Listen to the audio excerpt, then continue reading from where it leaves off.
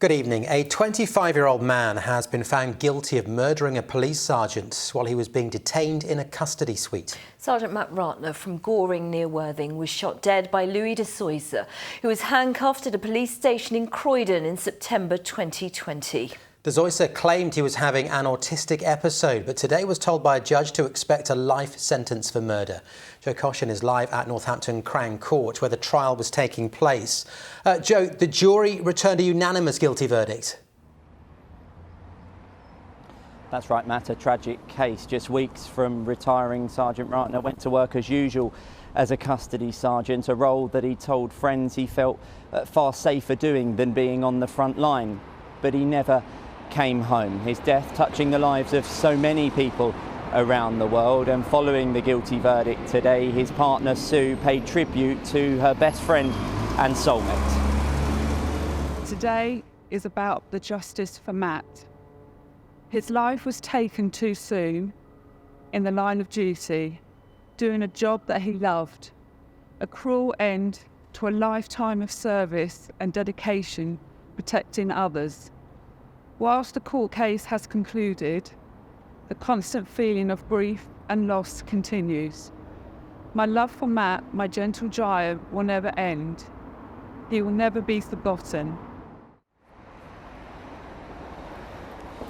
Well, the man responsible for Matt's murder, Louis De Zoysa, argued his responsibility for the killing was diminished because he was having an autistic meltdown at the time. But a jury made up of 7 men and 5 women disagreed after just over 5 hours of deliberation, finding him guilty of murder. It's unclear why De Zoysa was carrying a gun whilst walking close to his parents' house that night, but a random stop and search quickly turned into a tragedy in policing that this country has never seen before.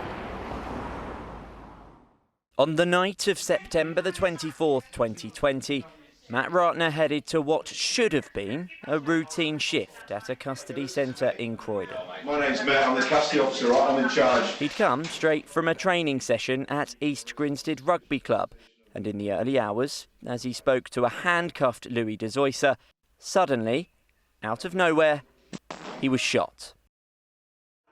Matt's death sent shockwaves far and wide. Born in New Zealand, his funeral service was streamed around the world. Sergeant Ratana, who was about to retire from the Met after 30 years of service, had been held in the highest of regards, both in policing and his personal life. And following his death, what many struggled to understand was how did De Zoysa get into police custody with a loaded gun? Part of the irony of the way in which he died is that I remember chatting to him when he got that job, and he was saying, I'm into my last year, it's really safe, I'll go into the custody suite and be custody sergeant. And before that, he'd been out in the vans wearing a stab vest, one of these initiatives to battle knife crime. Northampton Crown Court heard how De Zoysa, who was 23 at the time, was initially stopped walking home in the middle of the night in South London. The reason is there's a lot of burglaries in this area, OK? It's 1:30 in the morning. I don't know who you are. You've probably got a totally legitimate excuse, all right? Okay? At first, he appears shy and nervous. I just need to search you. You OK? Nervous. All right, just a bit nervous, yeah? My parents, please. Before making an admission to officers. I'm going to confess, okay? Yeah. In that bag is non-medical cannabis. OK. Red flag number 1, hand in pocket. De Zoysa's behaviour would have raised enough suspicions with this former Met detective.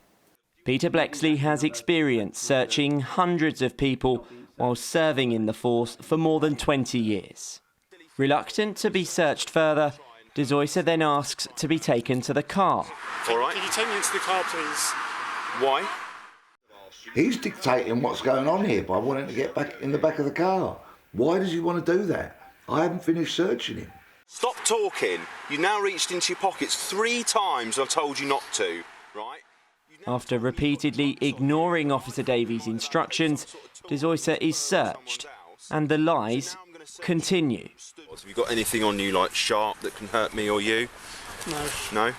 Then, an alarming discovery is made. canisters. Oh. And Right, at the moment, Right. I'm placing you under arrest for possession of what I believe to be bullets. Bullets means gun. Means you're going on the pavement, you're going to be handcuffed behind your back, and you are going to be systematically searched. Outer garments are coming off. I don't care what restrictions might be placed on stopping and searching people in the street. Bullets equals gun. Find it. But as we know, they didn't. The Independent Office for Police Conduct took no further action against the officers. Conducting a search on the street in the dark, in the early hours of the morning, will never be 100% perfect, but we will always aspire it to be. But where there is learning to come from this incident, we've already taken action. We've already rolled out even more handheld metal detector wands, which can assist the searching for where people might have secreted things. The antique revolver used was in a holster like this, nestled under one of De Zoysa's armpits. Here's De Zoysa getting into the police van on the way to custody now. Watch how he fidgets. Behind his back, while in cuffs, he's moving the revolver into his waistband. He told the court he had hypermobility. Cunning and calculated. When asked whether he thought the gun would be found by a metal detector, he said no, because the cuffs were metal too. De Zoysa managed to shoot 4 bullets that he made himself before being tasered and contained by officers. The first going through the heart of Sergeant Ratana. The 4th hit De Zoysa himself in the neck, leaving him brain damaged. With his arm in a sling and in the dock in a wheelchair, he gave evidence using a whiteboard and answered in one-syllable words because of the difficulties he now has communicating. He was a star pupil at school, achieving A grades in chemistry, physics and maths. He had a girlfriend of 2 years before going on to work for HMRC as a coder. The court listening over 3 weeks to how his actions that night cost the life of a dedicated officer who was loved and revered in his community and by his friends. Big guy, strong Kiwi accent, big smile, just a very generous, kind, funny person. De Zoysa denied murder on the grounds of diminished responsibility because of an autistic meltdown. But the jury at Northampton Crown Court disagreed and returned a unanimous guilty verdict. De Zoysa will be back here next month, where he'll be given a mandatory life sentence. Well, let's go back to Joe for more on this. Joe, this was a landmark case.